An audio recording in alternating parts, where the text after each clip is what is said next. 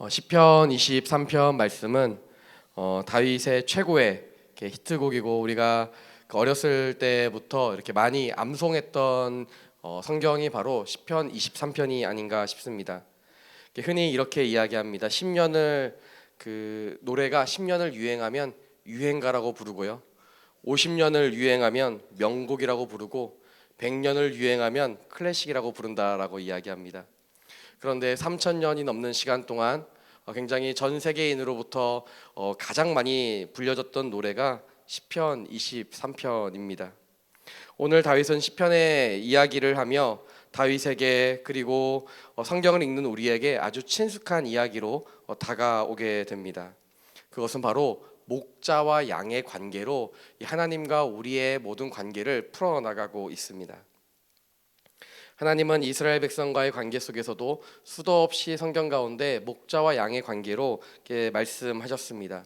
그런데 이 양의 특징들을 들어보신 분들이 있을지도 모릅니다. 양의 특징들이 있습니다. 그 양은 빨리 달리지 못합니다.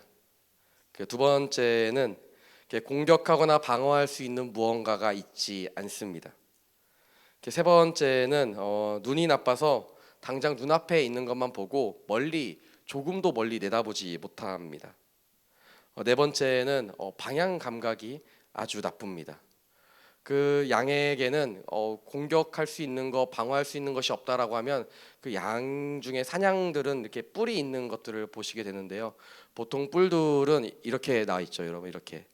그런데 양의 뿔은 어떻게 나 있는지 아십니까 혹시? 이렇게 안쪽으로 말려 있죠. 그래서 한번 양의 뿔처럼 이렇게 한번 해보시겠어요? 네, 양손으로. 제가 한 손 마이크 들고 있기 때문에. 그래서 제가 이 뿔을 보면서 오늘 뿔을 이렇게 양 뿔을 찾아보면서 이렇게 묵상이 됐어요. 그래서 하나님이 우리를 양 같다고 하셨구나. 누구를 향하고 있죠? 다른 뿔들은 다 너를 향하고 있는데요. 이 양 뿔은 나를 향하고 있습니다. 양 같은 우리는 눈이 나빠서 당장 눈앞에 있는 것만 보게 되고요.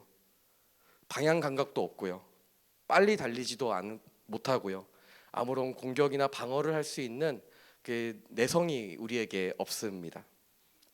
그래서 이사야서 53장 6절 말씀에 보면요, 이렇게 기록하고 있습니다. 우리는 모두 양처럼 길을 잃고 제각각 자기 길로 흩어져 가버렸지만 여호와께서는 우리 모두의 죄악을 그에게 지우셨다라고 기록하고 있습니다.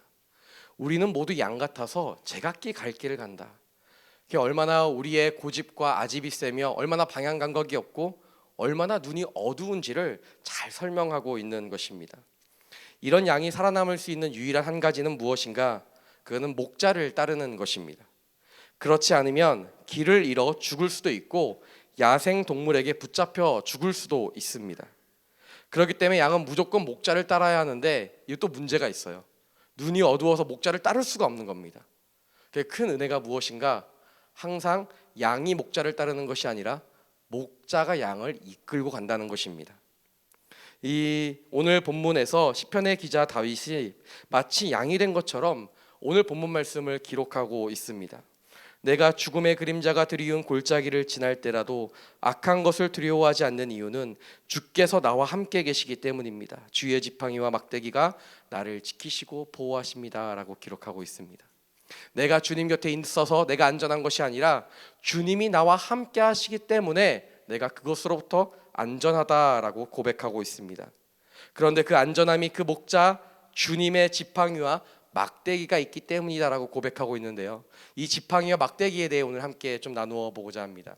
지팡이와 막대기의 첫 번째 특징은 무엇이냐면 양들을 인도할 때 사용된다라는 것입니다. 이스라엘 지형은 이렇게 굉장히 비가 많이 오지 않고 광야 지대입니다. 그리고 굉장히 계곡들이 많고 깊은 계곡들이 많아서 풀을 먹으려면은 그 광야지대 산 꼭대기로 올라가야 되고 물을 마시려면 그 계곡 아래로 내려가야만 합니다. 우리가 시편 23편에 푸른 목장에 눕히시고 잔잔한 물가로 인도하신다는 그 주님의 말씀을 보면 왠지 그곳은 그 윈도우 컴퓨터 배경화면처럼 뭔가 푸르른 풀밭이 많고 뭔가 시원한 시냇물이 많고 이런 곳을 상상하지만 사실 그렇지 않습니다. 풀이 듬성듬성 나 있고 물이 있는 곳이 한정적이기 때문에 목자의 가장 큰 능력 중에 하나는 무엇이냐면 물과 풀이 있는 곳을 잘 찾아가는 것이 목자의 큰 능력 중에 하나입니다. 그러기 위해서 산 꼭대기 위로 데려가야 합니다. 듬성듬성 풀이 나 있지만 그곳을 잘 찾아 데려갈 수 있는 목자가 능력 있는 목자입니다. 또한 쉴 만한 물가는 어디입니까? 깊은 계곡이 있는 곳입니다. 그 깊은 계곡에 물이 어디에 있는지를 정확히 알아 그곳에 가서 목이 마를 때쯤 물을 마시게 할 수 있는 것, 그것이 목자의 또한 큰 능력입니다. 풀을 먹이기 위해서도 물을 마시게 하기 위해서도 목자는 양을 데리고 높은 곳으로 올라가야 하며 혹은 깊은 골짜기로 가야만 합니다. 그런데 그 길이 쉽지 않습니다. 그 길이 어렵습니다. 깊은 골짜기를 내려가고 또한 올라가는 그 길은 굉장히 가파릅니다. 또한 그 길을 가다 보면 낮에도 어두움이 가득한 사망의 음침한 골짜기처럼 정말 어둑어둑합니다. 그리고 그 중간중간에 동굴들이 있는데 거기에는 맹수들이 살고 있습니다. 그런 곳들을 잘 피해 가야 하며 또한 맹수가 나타났을 때 양들을 잘 보호할 수 있어야 합니다. 하지만 그런 곳에 가야만 합니다. 왜냐하면 풀이 있고 물이 있기 때문입니다. 그 지팡이와 막대기를 따라가면 양들은 풀을 먹을 수 있고 시원한 물을 마실 수 있습니다. 그래서 시편 기자의 고백이 무엇입니까? 여호와는 나의 목자시니 내게 부족함이 없으리로다. 그가 나를 푸른 초장으로 쉴 만한 물가로 나를 인도하신다라고 하는 그의 고백이 그냥 나온 것이 아니라는 것이죠. 눈이 어둡고 어디로 가야 할지 몰라 하는 양과 같은 나의 인생을 책임지시는 주님, 나의 삶을 가장 선한 곳으로, 가장 좋은 곳으로, 또한 내가 배고플 만할 때쯤에 풀밭으로 인도하시고 내가 목이 마를 때쯤에 물가로 인도하시는 나에게 가장 좋은 때를 아시는 주님, 그 주님을 따라가는 저와 여러분의 삶이 되시기를 축복합니다. 그런가 하면 지팡이와 막대기의 두 번째 의미는 무엇이냐면 맹수들이 다가올 때 맹수들로부터 지켜준다라는 것입니다. 제가 한 2년 전쯤, 1년 반, 2년 전쯤 된 것 같아요. 그 한국에 살 때 한국에서 제일 높은 빌딩이 하나 세워졌습니다. 롯데 월드 타워가 잠실에 생겨나게 됐는데요. 그게 하도 궁금해서 한번 올라가 봤습니다. 굉장히 높은 곳인데 엘리베이터를 타고 이렇게 한 번에 쭉 올라가는데 그 올라가서 한번 보는 거, 두 층 보는 거 말고는 아무것도 없는데 굉장히 비싸게 받더라고요. 그런데 이제 제가 놀이기구도 잘 타고 제가 굉장히 고소공포증이 없고 그런 거 굉장히 좋아하는 줄 알고 제가 그곳에 올라갔습니다. 그냥 평지를 그곳에서 그 한 층을 돌 땐 괜찮았는데 한 층 중에 이렇게 난간이 있는데 이렇게 유리 바닥으로 되어 있고 아무런 기둥이 없는 곳이 있었습니다. 이렇게 어디 관광지 같은 데 가면 있는 곳 있잖아요. 밑에 보니까 밑에가 다 보이는 거예요. 근데 아내가 성큼성큼 걸어가더니 저보고 일로 오라는 거예요. 그리고 제가 한 발자국을 내딛었는데 거기서 주저앉고 말았습니다. 너무 부끄러운데 아내가 왜 그러냐고, 창피하게 그러지 말라고 하는데 진짜 못 가겠는 거예요. 다리가 후들거린다라는 게 어떤 건지 처음 알았습니다. 저 굉장히 놀이기구 잘 타고 굉장히 모험심이 많고 그런 줄 알았는데 그렇지 않다라는 거, 제가 고소공포증이 있다라는 것을 알았습니다. 근데 제가 내려와서 곰곰이 생각해 보니까 아니 놀이기구도 잘 타고 높은 데도 잘 올라가고 힘들어하지 않는데 왜 거기는 그렇게 무서워했을까? 제가 한 가지 차이점을 발견했습니다. 놀이기구나 어디 높은 데 가면요 안전장치가 있습니다. 무언가 붙들 게 있습니다. 그것을 붙들면 뭔가 안정감이 느껴집니다. 그런데 밑에 유리밖에 없는 그 바닥은 아무것도 붙들 게 없는 거예요. 그렇구나. 내 인생 가운데 안전장치가 없으면 이렇게 두려운 것이구나. 내 삶에 안전장치가 없으면 난 이렇게 한 발자국도 내디딜 수 없구나. 바로 그 안전장치가 있고 없고의 여부가 제 삶의 발걸음을 내디딜 수 있고 내디딜 수 없는 것을 결정한다는 것을 알았습니다. 오늘 다윗은 내가 두려워하지 않는 이유는 주께서 나와 함께 하시기 때문이다 라고 고백하고 있습니다. 다윗 스스로 양이 되었고 주님은 목자가 되었습니다. 양은 목자가 있으니 두렵지 않다라고 고백하고 있습니다. 그런데 어떤 상황에서 두렵지 않다고 되어 있습니까? 죽음의 그림자가 드리운 골짜기라라고 고백하고 있습니다. 성경은 한 번도 우리가 죽음이 드리운 골짜기로 가지 않을 것이다, 예수님 믿으면, 하나님 믿으면 어려운 일 없을 것이다 라고 이야기하지 않습니다. 오히려 성경은 그런 곳으로 갈 수 있다, 광야와 같은 곳으로 갈 수 있다, 죽음의 그림자가 덮칠 수 있고 사자와 맹수들이 너에게 다가올 수 있다라고 이야기합니다. 하지만 하나님이 너와 함께 하신 너는 안전할 것이다 라고 고백하고 있습니다. 힘들고 어려운 길을 지나야만 얻을 수 있는 것들이 있습니다. 힘들고 어려운 곳을 지나야만 누릴 수 있는 것들이 있습니다. 그런데 힘들고 어려운 곳을 지나가는 양들은 어떠할까요? 그들은 하나만 의지하게 되어 있습니다. 오직 앞만 바라보고 가게 되어 있습니다. 바로 그것은 목자입니다. 자신들이 잘못 가더라도 자신들을 다시 제자리로 돌아오게 할 목자의 지팡이와 막대기만 있으면 괜찮은 것입니다. 사나운 맹수가 다가오더라도 자신들을 지켜줄 걸 알기 때문에 그 지팡이와 막대기가 보이면 그곳을 향해 가는 것입니다. 이것이 바로 양들에게 안전장치였습니다. 이것이 그들이 어디를 가더라도 두려워하지 않고 갈 수 있는 유일한 비결이었습니다. 이스라엘 백성이 그랬습니다. 하나님이 목자가 되셔서 출애굽한 그들의 광야의 길을 모두 인도하셨습니다. 그 지팡이는 때로는 모세가 될 때도 있었고 구름기둥과 불기둥이 될 때가 있었습니다. 마치 목자가 먹을 것이 없는 곳에서 매일 먹을 것을 채워주듯이 만나와 메추라기를 하나님은 허락하셨습니다. 머물러야 할 때와 갈 때를 분명히 알게 하셨습니다. 그의 지팡이로 그렇게 알게 하셨습니다. 그래서 여호수아에게 하나님은 또한 두려워하지 말라고 하십니다.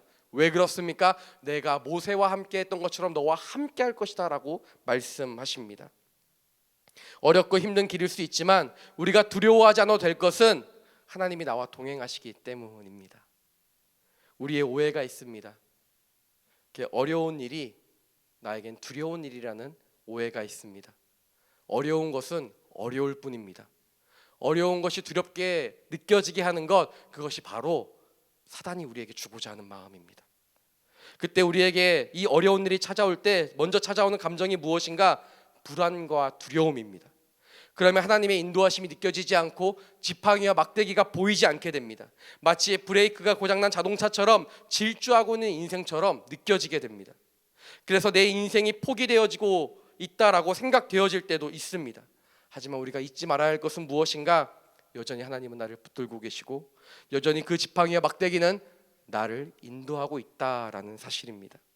여전히 그분은 나를 사랑하시고 그분은 나를 포기하지 않으십니다. 나의 모든 삶을 포기하고 꿈과 소망도 사그러져 버린 그 순간에도 하나님은 결코 나를 포기하지 않으십니다. 그분은 오히려 죽음의 그림자가 드리운 골짜기를 지나 쉴만한 물가로 푸른 초장으로 나를 인도하고 있으십니다.